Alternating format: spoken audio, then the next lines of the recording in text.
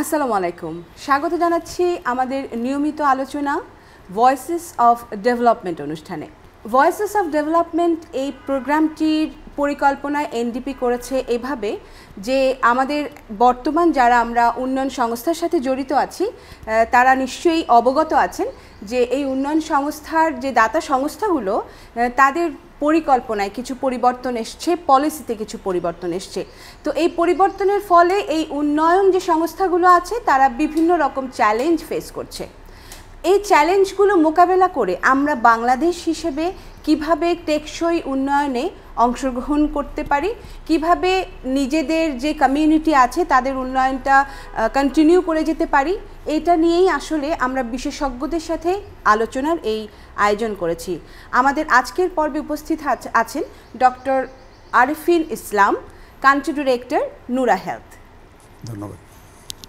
আপনাকে স্বাগত জানাচ্ছি আমাদের অনুষ্ঠানে। আচ্ছা, আমাদের যেই উদ্দেশ্য এটা তো আমরা জানি এবং আপনারা দীর্ঘদিন ধরে উন্নয়নের সাথে জড়িত আছেন। সেক্ষেত্রে এই যে উন্নয়ন সংস্থাগুলো বা দাতা সংস্থাগুলো যে আমাদের মানে ডোনারদের যে আপনার ফান্ড এটা সম্পর্কে তাদের পরিকল্পনা চেঞ্জ করেছে, অনেক জায়গায় বন্ধ হয়েছে, অনেক জায়গায় কমে গেছে। এই পরিস্থিতিতে আপনার সংস্থা কিভাবে চিন্তা করছে? অনেক ধন্যবাদ। আমরা নিশ্চিতভাবে যারা ডেভেলপমেন্ট সেক্টরে কাজ করছি দেখবেন, আপনি যেটা বললেন যে অতি সম্প্রতি একটা রিয়েলিটি মানে হার্শ রিয়েলিটির সম্মুখীন হয়েছি আমরা, যেটা হলো যে আমরা জানি যে জানুয়ারিতে ডোনাল্ড ট্রাম্প ক্ষমতায় আসার পরেই ইউএসএইডি ফান্ডিংটা গ্লোবালি কাটডাউন হয়েছে এবং তার ফলে আমাদের দেশে, শুধু আমাদের দেশে না পৃথিবীর অনেক দেশেই এই ইউএসএইডি ফান্ডিং সংকুচিত হয়ে যাওয়ার ফলে এবং নাই হয়ে যাওয়ার ফলে ইনফ্যাক্ট মানে যেটাকে বলছি গ্লোবাল কাট আমরা, তার ফলে কিন্তু অনেকেই আমরা চাকরিচ্যুত হয়েছি যে ডেভেলপমেন্ট সেক্টরে যারা দীর্ঘদিন ধরে কাজ করে আসছিলেন। এবং সামগ্রিকভাবেই যে আমাদের ডেভেলপমেন্ট সেক্টরটা, যেটা কিনা আমাদের হেলথ, শুধু হেলথ না, হেলথ ছাড়াও আরও অনেক বিষয়গুলোতে, যেমন আমাদের সিভিল সোসাইটি ডেভেলপমেন্টের জন্য, আমাদের যে রিফিউজি যে রোহিঙ্গারা আছে তাদের জন্য, এবং এমনকি অন্যান্য যে মানে ইউএন অর্গানাইজেশন আছে তাদের ক্ষেত্রেও এটার কিন্তু একটা প্রভাব পড়েছে যে ইউএসএইডি কাটের ফলে।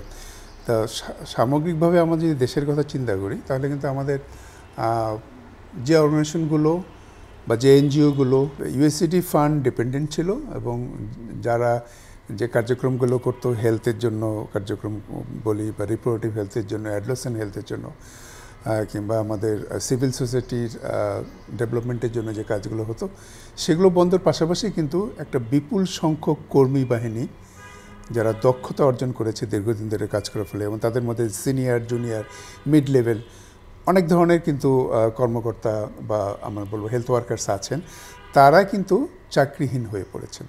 তো এটা একটা মানে আমাদের এই দেশে বর্তমান সময়ে একটা বিশাল একটা ক্রাইসিস হিসেবে এটা চিহ্নিত করা যাচ্ছে।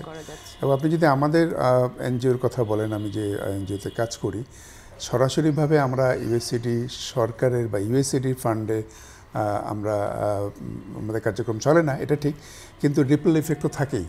মানে একটা বড় ফান্ডিং গ্লোবালি যে একটা ডিজাস্ট্রাস কন্ডিশন সৃষ্টি করেছে, তার বাইরে আমরা নিরাপদে থাকবো এটা কিন্তু ভাবা যায় না।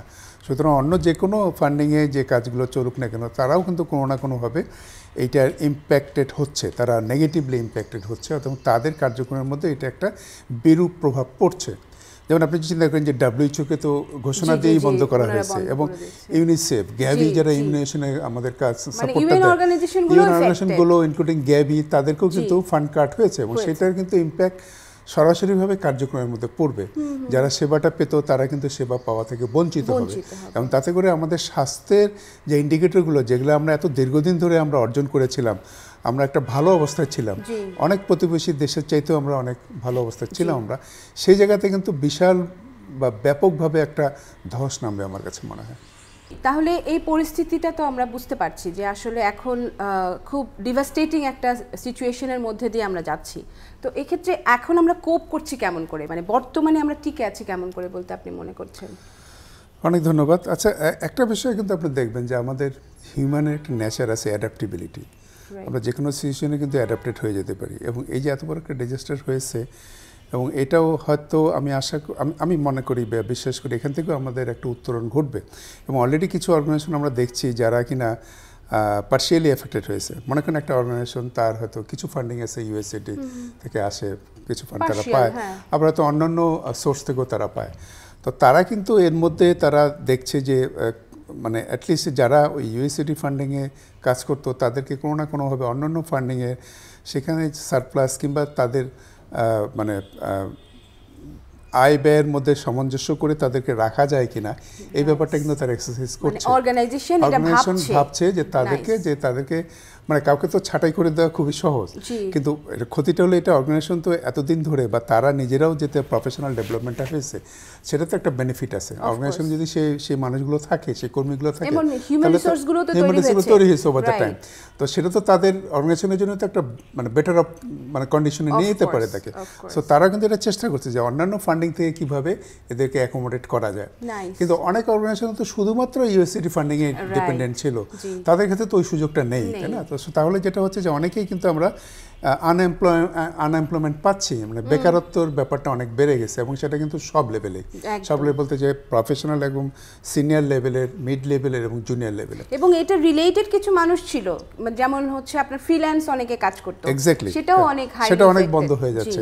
কেন এইগুলো এনজিও গুলোর উপর ডিপেন্ড করে বা এই ফান্ডিং এর উপর ডিপেন্ড করে অনেকেই কিন্তু কনসালটেন্সি প্রোগ্রামগুলো করতো, যারা এক্সপেক্ট করতো যেখান থেকে কিছু কাজ আসবে, এবং তারা নন জব হোল্ডার হয়েও কিন্তু তারা আর্ন করতো, রাইট? সেটা বন্ধ হয়ে যাচ্ছে। এখন এখান থেকে একটা ব্যাপার হলো যে কিছু অর্গানাইজেশন করছে, কিন্তু বাকিটা কিন্তু আমি বলবো যে অনেকটাই কিন্তু সরকার এবং আরও যারা এনজিও আছেন তাদেরও কিছুটা দায়বদ্ধতা আছে। কিন্তু অলরেডি কিন্তু এনজিও অ্যাফেয়ার্স ব্যুরো, ইউএসএইডি ফান্ডের যে এনজিওগুলো ছিল সবার সাথে একটা মিটিং করেছে যে এই অবস্থা থেকে কিভাবে পরিণতি পাওয়া যেতে পারে, কীভাবে উত্তরণ করতে পারি আমরা, কীভাবে আমরা কিছু ভালো কিছু করতে পারি কিনা। তো সেইটা ছাড়াও কিন্তু আরও সুযোগ আমাদের আছে, যে সুযোগগুলো আমাদের নেওয়া উচিত। দেখেন, একটা আমাদের দেশে আমরা হয়তো ডেভেলপমেন্ট সেক্টরে অলমোস্ট প্রথম থেকে আমরা কিন্তু ডোনার ডিপেন্ডেন্ট ছিলাম, কিন্তু সেই সিচুয়েশনের মধ্যেও কিন্তু ব্র্যাক একটা আন্তর্জাতিক অর্গানাইজেশন হিসেবে গড়ে উঠছে। ব্র্যাক কিন্তু বাংলাদেশেরই সম্পদ, তাই না? বাংলাদেশেরই সৃষ্টি। সো সেটা কিন্তু সম্ভব হয়েছে। তাহলে আমাদের হাতে কিন্তু এক্সাম্পল আছে যে ডোনার ফান্ড সিচুয়েশন হলেই বা কার্টেল হয়ে গেলেই যে আমরা সার্ভাইভ করবো না, ব্যাপারটা কিন্তু তা না। এই জন্য আমাদের নতুন কোনো অপরচুনিটিগুলো খুঁজতে হবে। আমাদের দেখতে হবে যে গভর্নমেন্ট কীভাবে এখানে গেছে। আমি আশা করবো যে গভর্নমেন্ট নিশ্চয়ই কিছু স্টেপ নেবে নাকি, এবং ইতিমধ্যে আপনারা জানেন যে আমরা বিনিয়োগের জন্য একটা চেষ্টা চলছে সরকারিভাবে, এবং আমি দু একদিন আগেও দেখলাম যে ট্যাক্সের ব্যাপারে, যে সরকারের যে রেভিনিউ আয় করে, সেখানে ইভেন মানে মানুষের উপর অতিরিক্ত ট্যাক্স অর্পণ না করেও কিন্তু অনেকভাবে গভর্নমেন্ট কিন্তু ট্যাক্স কিন্তু রিয়েলাইজ করতে পারে। অনেক সুযোগ আছে, অনেকে ট্যাক্সের নেটওয়ার্কের মধ্যে যদি নিয়ে আসতে পারি আমরা, তো তাহলে কিন্তু আমরা কিন্তু প্রচুর রেভিনিউ আর্ন করতে পারি, এবং সেটাও কিন্তু গভর্নমেন্ট একটা চিন্তা ভাবনা করে। তার বাইরেও অনেক কিছু করা যেতে পারে, অনেক ইনোভেটিভ অনেক কিছু করা যেতে পারে, বা এন্টারপ্রেনারশিপে যাওয়া যেতে পারে, প্রাইভেট সেক্টরে যাওয়া যেতে পারে। যদিও এখন প্রাইভেট সেক্টরের বিনিয়োগটা খুব বেশি হচ্ছে না ইদানিংকালে, বাট আশা করি এই অবস্থাটা থাকবে না ভবিষ্যতে। নিশ্চয়ই আমরা দেখব যে প্রাইভেট সেক্টর ফ্লারিশ করছে বাংলাদেশে, এবং তখন আমার মনে হয় যে আনএমপ্লয়মেন্টের সুযোগগুলো আসবে, মানে এমপ্লয়মেন্ট হওয়ার সুযোগগুলো আসবে, এবং কোনো না কোনোভাবে সেটা আমাদের মানে যারা এখন আনএমপ্লয়েড আছেন, যারা এখন ভাবছেন যে ভবিষ্যৎটা অন্ধকার, আমি মনে করি যে তারা হয়তো কিছুটা হলেও আলোর মুখ দেখতে পারবে। সত্যি তাই, আসলে অনেক নিরাশার মধ্যে সবসময় আশার আলো থাকে। আপনি যেমন এক্সাম্পল দিলেন ব্র্যাকের, এরকম খুঁজলে নিশ্চয়ই আরও ছোট ছোট এক্সাম্পল পাওয়া যাবে যারা নিজের সাস্টেইনেবিলিটির জন্য অলরেডি কিছু একটা স্টেপস নিয়েছে। সো আমরা ন্যাশনালি, আমরা যদি পুরো বাংলাদেশ নিয়ে চিন্তা করি অ্যাজ আ কান্ট্রি, আমরা আমাদের কমিউনিটি যে ডেভেলপমেন্ট ছিল এটা যেন বন্ধ হয়ে না যায়, আমরা যেন উত্তরোত্তর উন্নয়নের দিকে যেতে পারি, সেই জন্য আমরা কী ধরনের পরিকল্পনা নিতে পারি বলে আপনি সাজেস্ট করেন? অনেক ধন্যবাদ। পরিকল্পনা আমাদের নিতে হবেই আর কি, যে প্রথমত যে আমাদের ডোনার ডিপেন্ডেন্সি এখন কাট হয়েছে, বাট আমাদের হিউজ একটা আমি বলবো যে ফাইন্যান্সিয়াল কাটেলমেন্ট হয়েছে, যেটা ইউএসএইডির মাধ্যমে আসতো।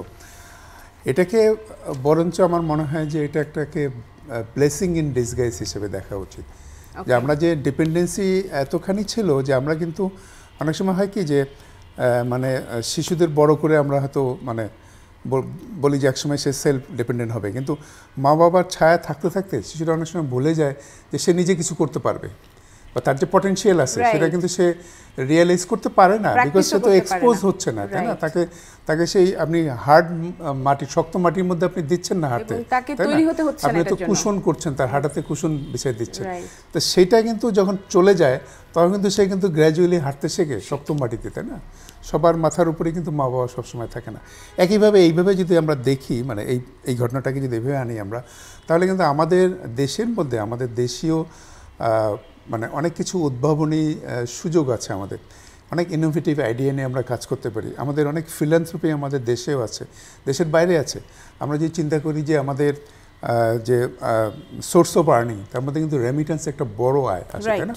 সো রেমিটেন্সের ক্ষেত্রে কিন্তু আমরা দেখেন যে আমাদের দেশে কিন্তু সেরকম তৎপরতা নেই, যেটা অনেক পার্শ্ববর্তী দেশগুলো, শ্রীলঙ্কাতে আছে, তাই না? ইভেন নেপালেও আছে। তারা যেটা করে যে স্কিল লেবার তৈরি করে বা যে কোনো মানে ভোকেশনাল ট্রেনিং বা যেগুলোতে স্কিল তৈরি করে তাদেরকে বাইরে পাঠিয়ে দেয়। নেপাল তো অনেক বেশি অনেক করছে। তো সেক্ষেত্রে কিন্তু তাদের কিন্তু রেমুনারেশনটা বেশি পায় তখন। তো আনস্কিল লেবার আর স্কিল লেবারের মধ্যে তো রেমুনারেশনের পার্থক্য হবে। তো আমরা কিন্তু সেই সুযোগটা হারাচ্ছি। তো আমাদের কিন্তু সেই পটেনশিয়ালগুলো আছে আমাদের দেশে যদি প্রপার প্ল্যানিং করি, এবং এখানে আমি মনে করি যে গভর্নমেন্টকে এবং গভর্নমেন্টের যে বিভিন্ন যে সংগঠনগুলো আছে, যে অর্গানাইজগুলো আছে, সেগুলোকে এগিয়ে আসতে হবে। এবং একইভাবে কিন্তু যারা ধনী বা যারা ফিলান্থ্রপিক মাইন্ডেড, তাদেরও কিন্তু স্টেপ ফরওয়ার্ড করতে দায়িত্ব রয়ে গেছে। আমরা ইউএসসিটির বাইরে অন্য যেগুলো ডোনার আছে তাদের ক্ষেত্রে আমরা রিচ করতে পারি। অনেকেই আছে, যেমন ইউরোপিয়ান ইউনিয়ন আছে, গ্লোবাল অ্যাফেয়ার্স কানাডা আছে, জাপান গভর্নমেন্ট আছে, তাই না? আমরা জানি নেদারল্যান্ডস আছে ফান্ডিং। কিন্তু এটাও আবার ঠিক যে তারা কিন্তু ইউএসসিটি ফান্ড কার্টেলের সাথে সাথে তারাও কিন্তু আমাদের দেশ থেকেও কিন্তু মুখ ফিরিয়ে নিচ্ছে। তারা কিন্তু আফ্রিকান কান্ট্রিগুলোতে বেশি উদ্যোগী হচ্ছে। তাহলে আমাদের ব্যবস্থাটা কিন্তু আমাদের কি করতে হবে, এটা হলো বটম লাইন। এবং সেক্ষেত্রে আমাদেরকে চাকরি নির্ভর না হয়ে নিজে কিছু উদ্ভাবনী কিছু করা, নিজের কিন্তু ইনকাম সোর্স, যেটা কিনা আমাদের প্রধান উপদেষ্টাও কিন্তু অনেকবারই বলেছেন যে না, চাকরি খোঁজার জন্য নিজেকে প্রস্তুত না করে বরঞ্চ আমরা চাকরি দেওয়ার জন্য নিজেকে যাতে প্রস্তুত করতে পারি।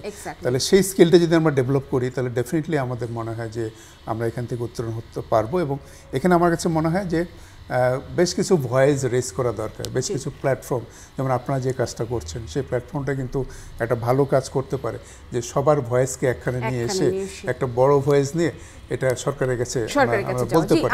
এবং সেখানে সরকার অবশ্যই করবে, কিন্তু অ্যাট দ্য সেম টাইম আমার কাছে মনে হয় অনেক ফিলান্থ্রপিক, অনেক ধনী ব্যক্তি আমরা আছি, আমরা কিন্তু আমাদের কিন্তু সমাজে কিন্তু আমরা দেখি এগুলো বিভিন্ন জায়গাতে কিন্তু অনেক টাকা কিন্তু আমরা খরচ করি, অনেক জনকল্যাণমূলক কাজে খরচ করি। তাহলে সেগুলোকে যদি আমরা এই হেলথ ডেভেলপমেন্ট খাতে যদি আমরা খরচ করতে পারি, মাতৃস্বাস্থ্যের জন্য, শিশু স্বাস্থ্যের জন্য, রিপ্রোডাক্টিভ হেলথের জন্য, অ্যাডভান্স লার্নিংয়ের জন্য, যদি community development overall, community development এবং ক্রাউড ফান্ডিং বা কিংবা ইভেন ডায়াসপোরা, আমি যে কথাটা বললাম যে বিদেশে যারা বাংলাদেশি থাকে, যারা ধনী, তারাও এখানে ফান্ডিং করতে পারে। কিন্তু সেই ফান্ডগুলোকে চ্যানেল করা দরকার, একটা প্ল্যাটফর্ম থাকা দরকার, যে প্ল্যাটফর্মের মাধ্যমে, বিশ্বস্ত প্ল্যাটফর্ম যার মাধ্যমে এই ফান্ডগুলোকে চ্যানেল করে আমরা নিশ্চয়ই কর্মসংস্থানগুলো বাড়াতে পারি। এবং আমার কাছে মনে হয় যে আমরা যেই ডোনার এজেন্সিগুলোকে দেখছি, তাদেরকে আমরা যদি এখন ডোনার এজেন্সি না মনে করে পার্টনার এজেন্সি হিসেবে তৈরি করি নিজেদেরকে, যে আমরা ডোনেশন না, আমরা পার্টনারশিপে যাব, আমাদের মেধা, আমাদের শ্রম তোমাদেরকে আমরা দেবো, অ্যান্ড আমরা তোমাদের জন্য কাজ করব। স্কিল শুধু লেবার না, আমরা শিক্ষিত যারা আছি তাদেরকেও সেই স্কিলটা নিয়ে তৈরি হওয়া, যেটা আমরা ইউরোপ বলেন বা আমেরিকা বলেন, তাদের স্কিলের সাথে, তাদের ট্যালেন্টের সাথে আমরা একটা প্রতিযোগিতামূলক অবস্থায় যেতে পারি এবং নিজেদেরকে সেই জায়গায় সেল করতে পারি। সেটাও মনে হয় একটা উপায় হতে পারে, সেটাও একটা ভালো উপায় হতে পারে। তো আপনাকে অনেক অনেক ধন্যবাদ আপনার মূল্যবান সময় দেওয়ার জন্য, এবং খুবই সুন্দর প্রাণবন্ত একটা আলোচনা আমাদের হয়েছে বলে আমরা বিশ্বাস করি। এরকমই আলোচনা আমরা এক পর্বের পরে পর্ব আমরা চালিয়ে যাব, এবং আশা করি যে এই যে আমাদের যে অভিজ্ঞরা আছেন, বিশেষজ্ঞরা আছেন, ওনাদের এই যে পয়েন্টসগুলো আছে যেগুলো নিয়ে আমরা ফার্দার স্টেপ নিতে পারি, এগুলোকে একত্রিত করে আমরা সবাই মিলে এই দেশের জন্য ভালো কিছু করব ইনশাআল্লাহ। সবাই ভালো থাকবেন, সঙ্গেই থাকবেন। ধন্যবাদ।